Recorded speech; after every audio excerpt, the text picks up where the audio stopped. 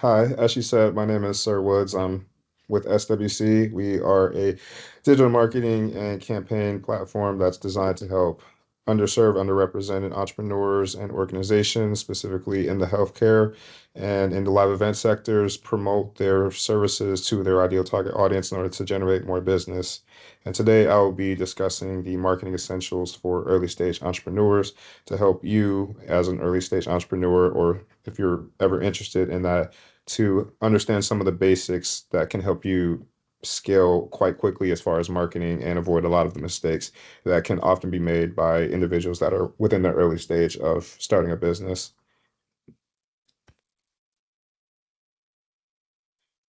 So, who are we? As mentioned, SWC's marketing and communications platform supporting early stage, undercapitalized, and mission-driven organizations. As Dilly's mentioned, we are past participants of the Elite 10 Accelerator. We graduated in 2024, and we have quite a bit of experience in helping organizations build strong foundations before investing in more advanced marketing solutions. So the milestones that we have accomplished in the past 2 to 3 years have included completing a multitude of programs, one of them being the Amber program, which is held through the Montgomery County Black Collective. Also, we're currently participating in Innovation Works Boost program as well, so we're very excited about that. That was new. And then we're currently participating in AstraZeneca's mentorship program for small and diverse businesses. We have also successfully executed two projects in Ghana overseas in back-to-back years, and we were also certified as a minority business enterprise. And here are just some images from that as well. So very excited about being able to expand our platform and be able to be recognized internationally as well. It's a really great experience and feeling, and we're excited to be participating in that again for the third straight year coming up.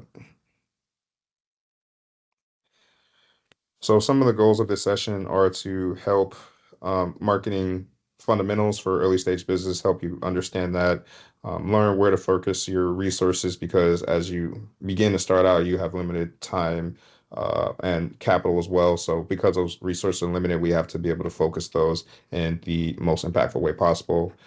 Making smarter decisions with clarity and confidence, also utilizing artificial intelligence to help you streamline some of your processes quite faster than normal humans would be able to do, and using it as a tool and a resource instead of something to be afraid of, and then avoiding common early stage marketing mistakes as well.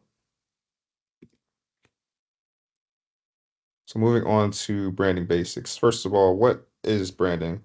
I identify branding as some sort of something that could be easily identified with your organization. So I'll give you an example. When it comes to SWC, something that we like to have stand out is that color green. It's a shamrock green, and that's something that honestly is probably the most easily way to be able to identify us. And we transcend that into our clothing items. It's available on our website, on our logo. So that's something that's very profound that we tend to use to be able to significant, be able to help people understand and see us and know exactly who we are and recognize and identify us quite easily. But this can also be something that is within touch, taste, sound, is anything to do with the five senses. So even something as you might not think about, but when you order an Apple product, let's say an iPhone, and then you see that nice, clean white box, and then you strip the plastic off, all of that is part of the branding. And that's something that when you see it and you feel it, you easily identify with Apple. So that's something that we would recognize as being branding. Moving on to logos and basics. When it comes to branding, ideally you want your logos to be very clean, legible, and aesthetically pleasing. So something that's easily recognizable, but that's not doing too much. Something that can easily be portrayed in a wide variety of different spaces, such as on your website, on your email, on articles of clothing, um, on social media, and something that can easily be replicated and it can be very consistent. So that also includes colors, fonts, and consistency. Your brand has to be very consistent across all platforms. It should be the same on social media as it is on print materials, as it is on your website, and all these different aspects as well. So the brand should be very consistent. The color should be the same. The logo should be the same. The font should be the same. All of those should be very consistent, and is what helps create a very strong brand. And it doesn't have to be super complex. I think basic can honestly be better.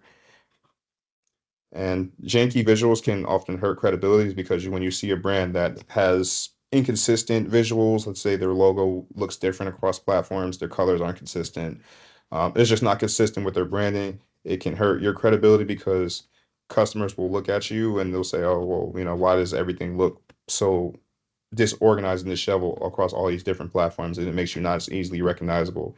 And we see so many things nowadays, especially with social media, with AI, with media and television, that we have to make sure that we're making it as easy as possible for customers when they see us to easily recognize us and not have to use too much brain power in order to do so. So making sure that your visuals are clean, aesthetically pleasing, basic, and consistent across all of these different mediums will be able to make you more easily recognizable to your customers and hopefully allow you to start to generate more business from them as well. So going over some early stage marketing mistakes. Some founders often they try to do too many things at one time. So let's say you want to start posting on social media and you want to start being visible on every platform. Oftentimes you don't have the knowledge or the resources or the tools in place in order to allow you to do that. So you become inconsistent, promote yourself as often as you need to. Or sometimes when it comes to branding and you creating a logo, maybe you don't get the correct logo that is needed for your specific space and your specific industry. When it comes to website, you might go to a website designer or somebody that doesn't necessarily really understand what you're trying to do and trying to portray. And then the website that is created, it doesn't accurately reflect what it is that your brand is looking to do. And a lot of these mistakes can hurt businesses. And the cost of unclear messaging and inconsistent branding, it doesn't necessarily something that shows in the dollar and the bottom line immediately, but over the long term, if your brand is not growing and it's not being consistently recognized by individuals, it's something that is more felt on in a long term scale rather than immediately. So some of these mistakes can often be made, and it's very important that we eliminate these as soon as possible so that we're building a brand that's very strong very quickly from the beginning, and then we have time to grow it over time, which is the beautiful part about it, because a branding is a year over year over year over year process. And when you build a strong brand, eventually by year 3, 4, 5, and then 10, you can start to really reap the benefits of it. It's honestly a multiplier that can't really be properly calculated with just basic numbers.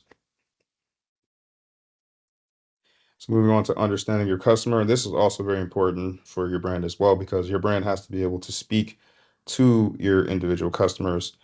And same with your business as well. You have to be able to understand who your customer is so that you know how to effectively market them, how to target them, how to speak to them, and then how to know where to get them from. Where are they? So who are you actually serving? Is it individuals that are within the 55 to 65 range that don't necessarily post on social media, but they are at networking events and you have to go in person to meet them? Is it the 20 to 25-year-old that's always on TikTok and keep you up on the latest trends? Okay, you have to post on TikTok and run ads on TikTok in order to reach them. And then you just have to find out where they spend the vast majority of their time. And when you do that, then you know where to allocate your resources, which will be very limited in order to make sure that you're finding them and meeting them where they are. And so now I will be doing, we'll be having an interactive part of the session where you'll be able to scan this QR code, and then we can kind of answer a few quick questions that will help you more so be able to understand what it is that you're doing within your business. And then at the end, we'll also be creating a brand strategy document that you'll be able to take with you. And this will help you when it comes to further realizing and actualizing what your brand is so that you know exactly what you're going to be doing moving forward.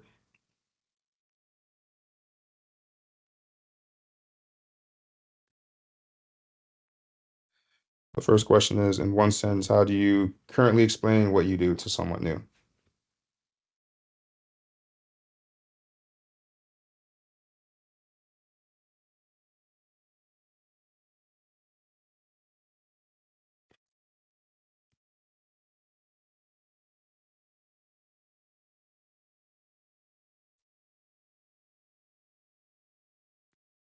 Okay.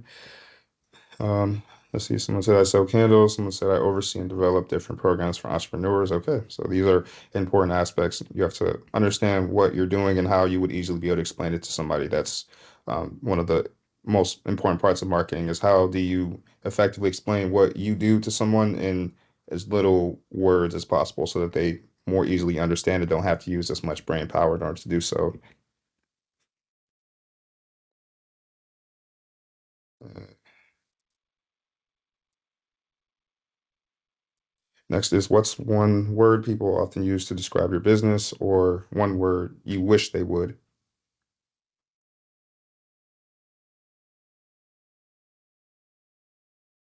Different. Okay.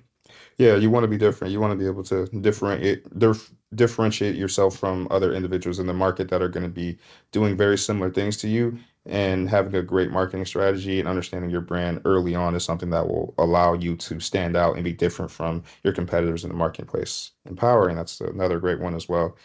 Depending on the industry, you want to be able to empower your customers or your clients in order to help them reach their goals, and that's what your purpose is.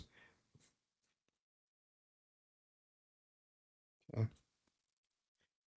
And when someone hears your business name, what do you hope they immediately understand?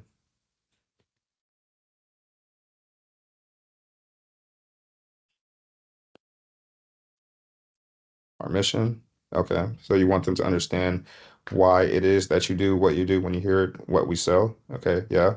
You want them to know, like you said, when you think about Nike, you know that they sell shoes. When you think about Apple, you know that they sell phones and computers. You want to be easily identifiable to them so that they know exactly what you're selling, so they know to come to you when they need that particular thing that they're looking for, and also why you're selling what you're selling as well. That's part of the storytelling that will keep them coming back if you have a really strong mission about you. Okay, and we'll come back to some of those a little bit later, but moving on, I want to talk about visual quality. And part of the brand is also having very strong imagery and visuals, videos as well. This communicates a high level of effort and some level of premiumness. Even if you're not necessarily a premium brand, you do want to have some aspect of being able to portray yourself as being a very high quality, even if it is you are the low cost carrier. So blurry photos and cluttered designs, poor spacing, these things can often hurt trust because it makes your brand look low quality at the end of the day. You want to make sure that everything that you produce that comes from your brand, that has your company name on it, that has your logo on it, you want to make sure that that's the highest quality that it can be. And blurry photos, poor design, poor spacing, these things can often hurt brand reputation and credibility. White space is something that a lot of premium companies, Apple, I keep going back to them. Nike is another one. When you go on their website and look at them, and I'll have an instance of example of that, they tend to use a lot of white spacing in between when it comes to their website on their products, just because from a psychological standpoint, it conveys a level of premiumness and high quality to the person that's viewing it. So white space is definitely something, especially when it comes to your website, I would recommend using white space when it comes to that so that it portrays that similar aspect in your mind and you can take notes from what some of the higher quality brands they do, the larger organizations. And I will take a look at their website as well and take inspiration, but I guarantee a lot of them, even some designer brands like Louis Vuitton, they tend to have a lot of white space on their website. Consistency across platforms. This is something that I also discussed a little bit earlier, but you want to make sure that your marketing and your visuals, your logos, everything is looking very consistent across platforms. You don't want to have one logo on your website, another logo on your social media.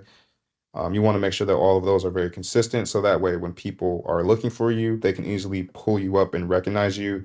And that increases your credibility overall. And then I'll also go into an example of good and poor visuals. And this is an example that we actually did for one of our clients. So from this flyer, as you can see, this is the flyer originally that they came, and these also, to further explain, these flyers that I'm going to show you, these are for the same exact event as well, so you can keep it in mind when it comes to just how you can increase the quality of something and make it look a lot more credible just by improving the visuals. So this is the flyer that they were originally using to promote the event. It's a summit at Coppin State University. So there was a few different things that we saw. One, that the logo and the spacing just wasn't that great.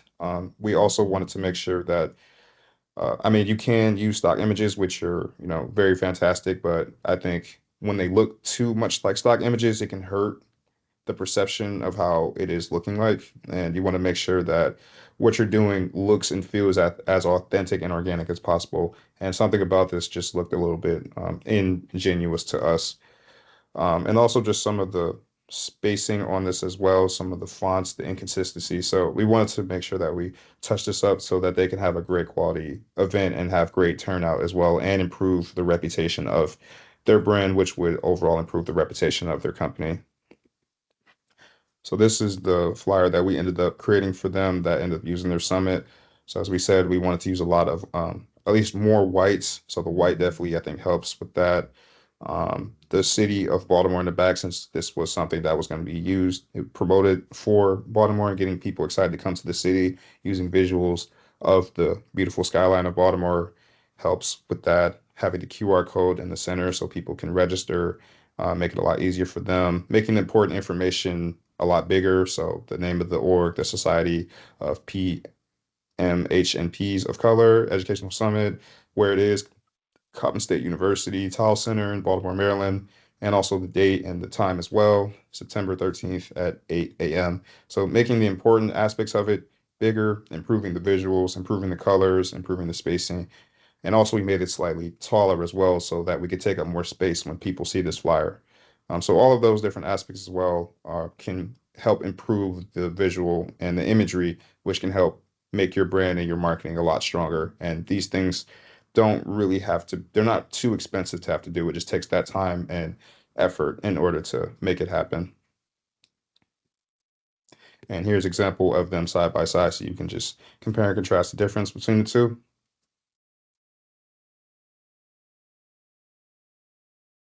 So now I'll be moving to choosing the right medium. So like I mentioned before, you have to find out who your target audience is, and then you have to meet them where they are. So an overview of some of the major platforms, obviously you have the big social media ones, LinkedIn, Instagram, Facebook. You also have email, website, you can do texting, you could do phone calls. So you can do in person, you could do mail. There's so many different avenues, ways that you can reach people, and determining who your target audience is will help you pick the right platform in order to reach them. And then also what industry you're in, and if you have a product or service can also heavily dictate this as well. So if you do have a service, you're going to be doing a lot more one-on-ones, a lot more face-to-face, probably some phone calls, maybe some email. If you're selling like a product, you can do Instagram, you can do TikTok shop. So it really depends, and you have to decide based on your industry, who your target audience is, and then if you sell a product or service, that will help you determine what medium to choose that will allow you to get in front of your target customer in the best possible way. So moving on to website and digital presence. This is a image from our website. We actually redesigned it a bit recently, but as you can see, it's got a lot of white space in it. The brand visuals, our logo, our colors, even in the image when it comes to on the shirts, it's all very consistent and very accordance with our brand. And that's something that will allow us to be a lot more recognizable. It makes us appear more high quality and premium. And it's something that should be replicated. And we do replicate this across all of our platforms. So I would recommend going with a simple website just because it doesn't require as much. It's easier to manage, especially if you're a small team at the time. You might not have access to the top web designer that could give you a lot of these different UI, UX aspects. You just want something that's very clean and simple that gets the message done, but doesn't necessarily do the most and sets you up for failure if it isn't executed properly. Also having a clear message. So our tagline is see it, want to create it. You want that to be somewhere visible on the website so individuals, when they see it, they recognize it easily and it's something that they can easily point to when it comes to thinking about you versus some of your competitors that they can also go to. You don't see it here, but we do have Our phone number and email, that's going to be at the bottom. So if you were to go to our website and scroll to the bottom, you would be able to easily find contact information for us. And at the end of the day, we want people to reach out to us because we want to serve them. We want them to buy from us. And you want to make it as easy as possible for them to be able to contact you and reach out to you. And services or products. So based on if you are selling services or you're selling products, that's going to determine your website and what it looks like. So for us, if we were selling products, our website would look a bit different. We might have some of the products more easily accessible within the first few slides of the website. But because we sell services, we position ourselves a bit differently. And then also having a branded email versus a Gmail, it is another example of, like I said, branding. It's also a credibility signal as well. Example of this is John at johnsadams.com versus johnsadams202 at gmail.com. I mean, one of those just show, and it's very small, very minute, but it shows a higher level of effort and it shows a little bit more professionalism and increases your credibility as well because, oh, this is somebody that actually has a business website versus somebody that's reaching out on their Gmail because anybody can have a Gmail, but not everybody can have an email that has a domain attached to an actual business. So small things like that can help you improve your credibility, and I would recommend making those changes if you haven't already. Moving on to resources. So these are some free or very inexpensive tools that can be used to help you get started with your marketing right away. So Canva, that's something that's free. CapCut, um, ChatGPT, artificial intelligence, and Metricool. These are some tools that we're currently using, and they do have free versions as well. So if you're just starting out and you don't necessarily have the highest budget when it comes to marketing, these are tools that can be used very easily also as well. So if you have a small team on top of that, they can be very easily picked up and learned, and they are free to low cost. So Canva will help with your graphic designing. That'll help with banners that are going to go on your website, flyers for social media. CapCut's going to go for your video editing. If you need to make a quick reel for Instagram or TikTok, or you want to put a video on your website, that's good for that. Metricool is good for scheduling. So we're going to use AI and automation to help us schedule our content. So you would basically create the content in Canva or CapCut, and then you would use Metricool in order to schedule it. So let's say, right, you want to schedule a post for let's say you want to schedule a post for Friday at 5 p.m. and you might have a meeting during that time. So instead of having to go on your phone and then post it from your phone and be interrupted during the meeting, you can know that the tool is going to automate it and make it easier for you and it's going to post it for you. So that way, when you go on your feed, you're seeing it just like everybody else, which is a lot easier and a lot better.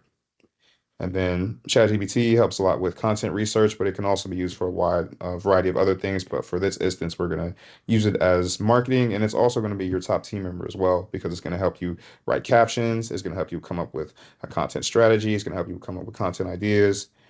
It's going to help you do all of those different things. It can also help you identify your target customer as well and how to best reach and meet them in addition. So using AI as your top team member and something as a tool that can be used to make your life a lot easier, because at the end of the day, all these tools are supposed to do that. They're going to help you make your life a lot easier with a lot less effort and still get that high level of quality that's going to allow you to improve your marketing, get more customers, and then grow your brand over time.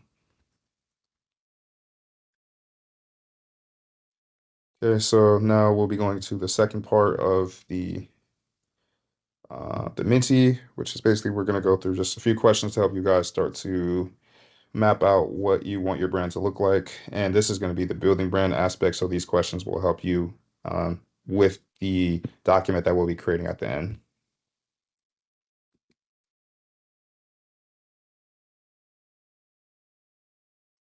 Okay.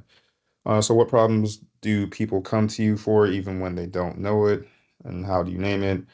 So someone said answers to spiritual questions and them trying to find startup capital but not knowing avenues to use it. So this is something that these are pain points that your customers are going to come to you for. They might need answers to their questions in terms of a spiritual aspect. They might need capital to start up their business, but they don't know how necessarily to do it.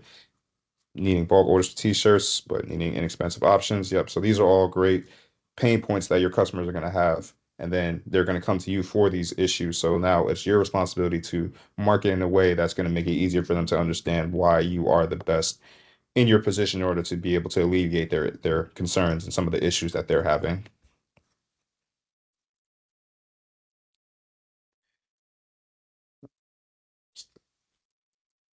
Okay. Next, who would be most disappointed if your business disappeared tomorrow? Small business owners, entrepreneurs, and me. I mean, yeah, me. Obviously, me, my family. Yeah, small business owners, the world. Yeah, there's a lot of different individuals that would be disappointed, but at the end of the day, the people that would be most disappointed would still be your customers because if you don't exist, you're not able to help solve their issues and help solve their problems that they're having. So these will help in terms of identifying who your target customer is going to be. Next is why did you start this business beyond making money? It is a ministry for me, my way to help people learn, grow, and thrive. Yeah, so this is more so for your mission to make an impact and contribute to other small businesses. Yeah, so these are great answers to help you with your mission, and these are going to help with the storytelling aspect on why you decided to start your business, why you felt like your business was the best option to start these problems, to solve your customers' problems, to be able to provide personalized creations for people who maybe can't make them on their own. Yes, these are all great um, reasons to start beyond making money, and these are going to help with your mission statement and the storytelling aspect. Because at the end of the day, your customer is going to have a wide option of individuals to choose from that are going to pretty much offer basically the same services or products that you offer, but it's that why and that storytelling behind it that's really going to help them when it comes to choosing you. And these are some of the instances that when you're thinking about your mission and why you're doing what you're doing, which is beyond making money, it's going to help them when they think about, oh, well, I'm going to go to them because they want to make an impact and contribute to small business over the other person that just is just doing it strictly to make money.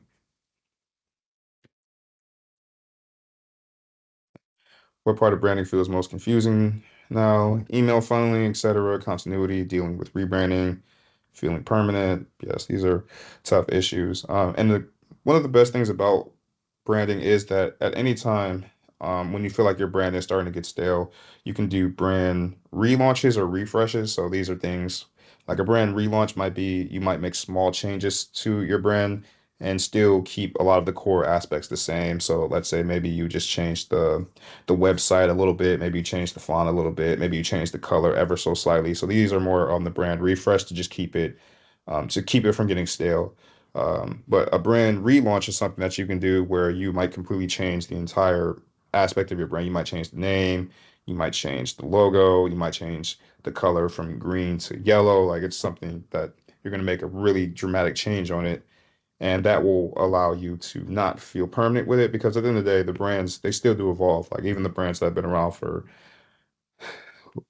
hundreds of years, like Coca-Cola, like they've gone through so many different iterations of their brand. AT&T, like their logo hasn't been the same throughout time. So you're allowed to change and grow and evolve over time, and that's one of the beautiful aspects about this is that you don't have to feel stuck and it doesn't have to feel permanent. Every few years, you're allowed to make slight changes in order to keep it fresh with the times. Email funneling, yes, that can be a challenge as well. Something that I didn't really harp on, but is would be good to have if you're getting more advanced, would be to get a CRM, a customer relations management system, and that's something that can help you as far as gathering contact information from customers, such as their email, their phone number, having it all in one place, and then giving you the ability to reach out to them whenever. And it also helps you grow your email list as well, which is something we'll be getting into. Continuity, yeah, making sure that your brand is consistent over all the platforms. That's something that can be a bit difficult as well. So I think just making sure that you're keeping it simple and basic will help deal with that continuity. And then I kind of touched on dealing with rebranding, but I think when you get to the point that you are going to rebrand, I think that you might not want to deal with that yourself, and then you may want to decide to, if you don't have that specialty on your team, you may want to reach out to somebody on the outside to help you come in and help with the rebrand aspect as well, if you've gotten to that point. I think this is the last question. What's one brand you trust immediately? SWC, thank you. Nike, Apple, Disney. Yeah, so these are really big brands that have been around for a long time and they haven't been the same throughout time. Like Apple, I think Apple started off as Apple computers, and their logo looks significantly different. Like in the 80s, it was a rainbow color, and now it's just kind of a basic black or white Apple logo. Nike, I think Nike, I forgot the name of it, but they weren't always called Nike at first. It was called something else. But then they evolved over time, and now they're Nike. Disney has also evolved over time as well. So these are brands that when you're thinking about when you want to go out and start your brand, these are brands to look at because they've been relevant over time, they've been strong, and they've been able to keep up and adapt with the times. Okay. And then when you pull all these aspects together, you're able to really showcase yourself. Then you can start putting them into video content, which also helps improve the credibility and strength of your brand. So I'm going to play a very quick video from us to kind of highlight everything that we've talked about, and you'll see some of those branding aspects that I've been discussing over time.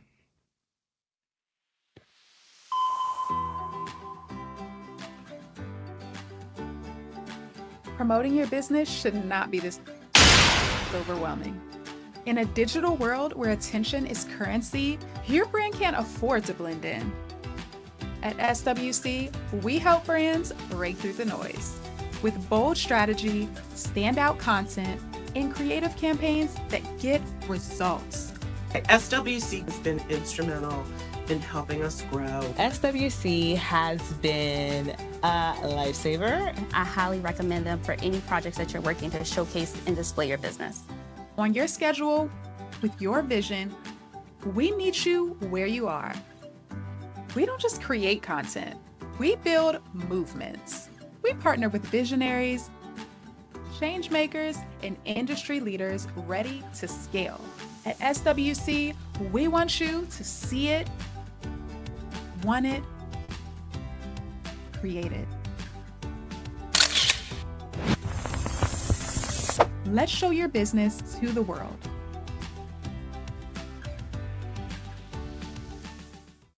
Yeah, so that was just a quick encapsulation of when you put everything together, you're able to create something that will resonate with individuals. And that has some of the aspects that I've been discussing, like you said, color, consistency, logo, feel, look, making sure that all those things are consistent.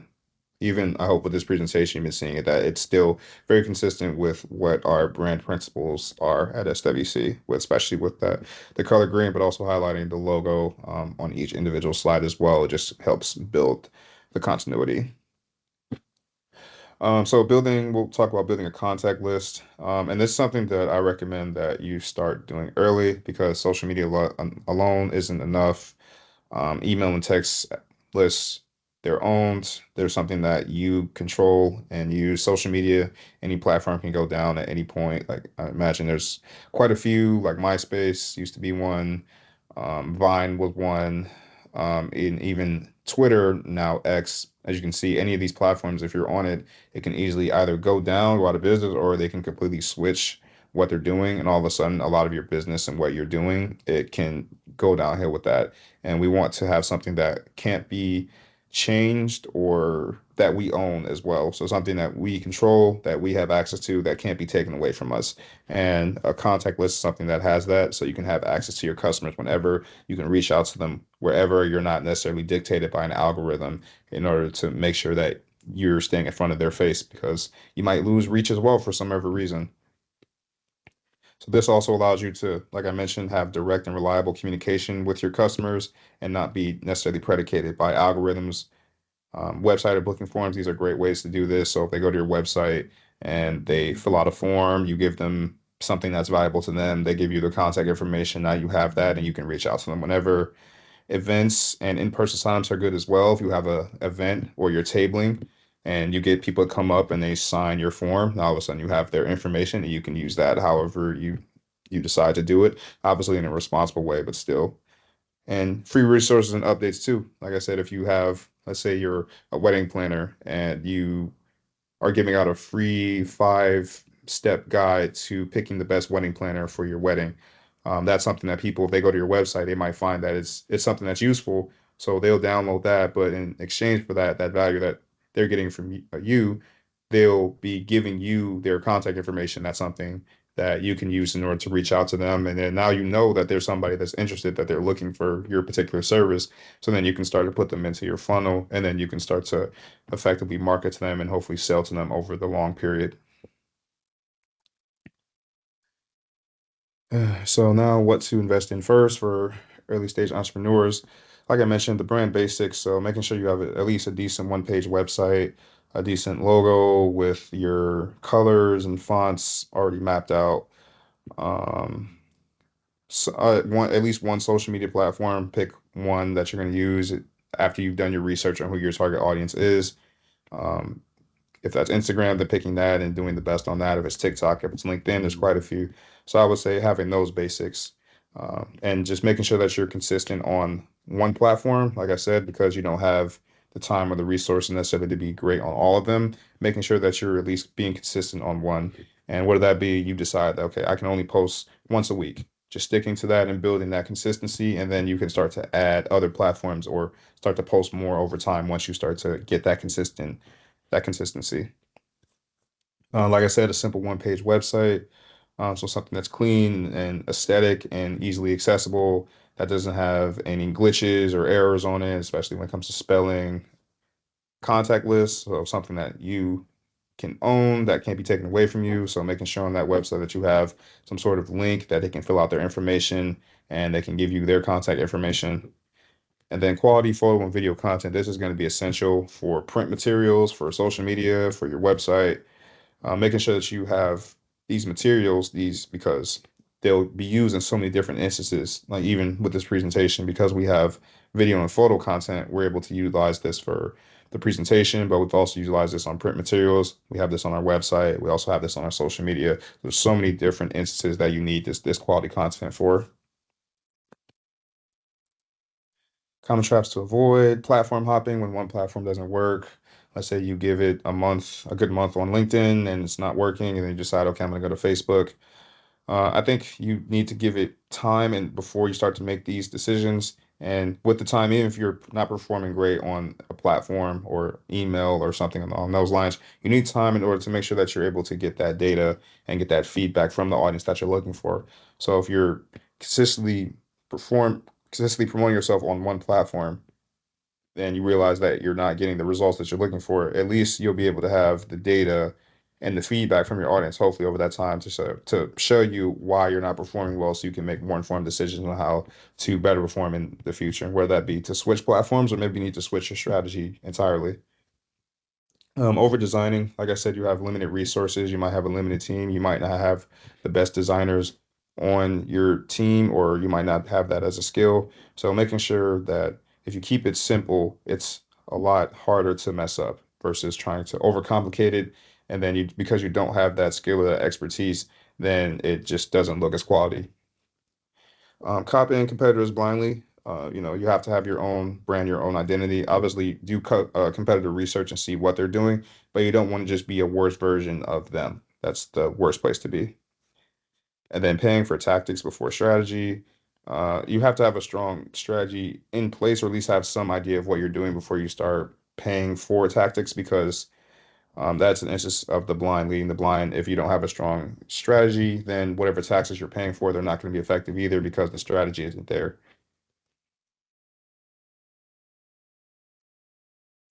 Okay, so now this is the point where we'll quickly complete the brand strategy document. So if you scan this QR code, they'll take you to a very quick form, and then you'll submit that form. And then after that, we'll go through how to use AI to help us create this brand strategy document.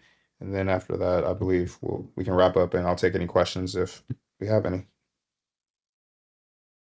And what time is it? 7:44. Okay, so we'll give it about 6 minutes. We'll go until 7:50, and then we'll get ready to wrap up after that.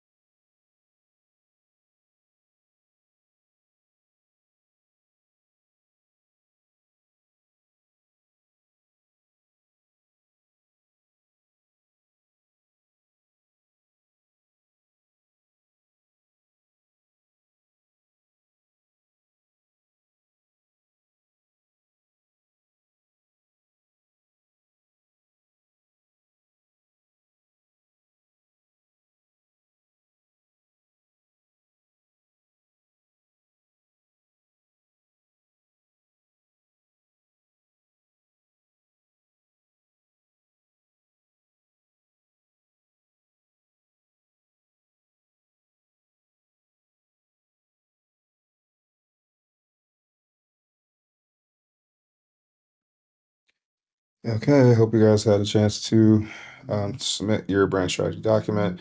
So now, where is it at? After this, so now I'll be playing a short video, and this will just explain how to create your brand strategy document using artificial intelligence. So I'll play that video for everyone right now. So you should have gotten an email that has the information that you submitted, and you should have a PDF in your email, so you'll download that.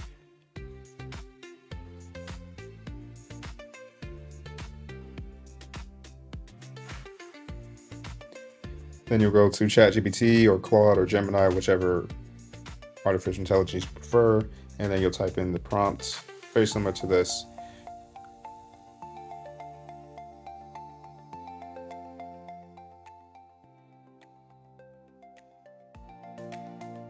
I want to create a brand strategy guide for my new business. You'll put the business name, and then you'll attach that initial document.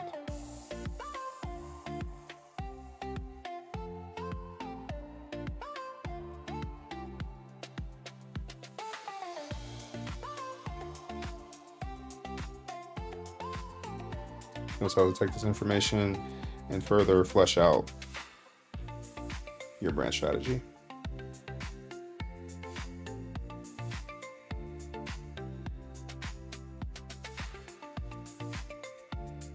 And you'll tell it to turn it into document format. Then you'll upload it.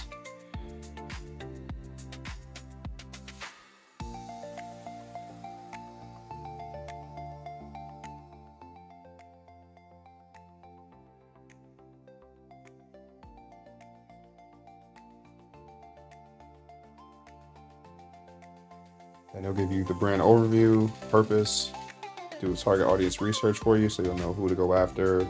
You'll establish your market landscape and competition, your value proposition, your brand promise, brand personality, brand voice and tone, key messaging pillars, brand differentiators, long-term brand vision, success metrics.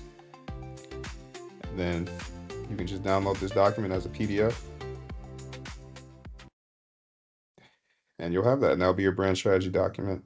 And obviously you can flesh it out a bit more if some of those answers aren't sufficient or what exactly you're looking for, but the key is to use it as a tool in order to help you build out exactly what you're looking for. But the fact that it goes and does all of that research just like that, it's pretty incredible, and it's something to be used to help you get your time back and also to help you make better informed decisions as well. So key takeaways from this, focus beats volume. Like I said, if you can only focus on one platform, just focus on that and do it the best that you can. Consistency builds trust. Like I said, if you can only post or send emails or cold calls, you can only do that once a week, do that and start to build the trust and build consistency within yourself. And then marketing is a system, not a one-off task. Use tools and automations and AI in order to help you automate the system. The goal of this is to build a marketing system and not just have to keep doing one-off tasks, because that's not going to be efficient. You're not going to be able to scale long term. So, yeah, so that was the end of the presentation. If you have any questions after this, or if you just want to give us a look, swc@swcreatives.com is a good email to reach out to us. You can also visit our website, www.swcreatives.com, and this phone number, 202-335-4045. We accept both text and phone calls. You can also scan this QR code as well. But we love to speak with you if you have any more questions regarding this, and if this is something that you're interested in pursuing for yourself. But we do work like this for companies, like I said, both undersized and underserved. We've also worked with some pretty big organizations such as Johns Hopkins University, AstraZeneca, the Global Coalition on Aging, and Tuskegee University, just to name a few. So this has the culmination of a lot of time and research and effort put in to those campaigns and packaging it into this. So if there are any questions, I'll be happy to take them now. But if not, we can wrap up. Somebody in the chat asked, what was your prompt when you were using your brand identity document? Oh, the prompt. Let me go back to it. And what we can do too is also we can send that out when we send out the recorded playback. Yeah, I'll make sure I can share this presentation. But the prompt was I want to create a brand strategy guide for my new business and put the business name. Here is the form I've created to develop the brand strategy guide. That form, you should have gotten an email for it. It'll give you a PDF. You can download it and then take this information and further flesh out my brand and turn it into document format.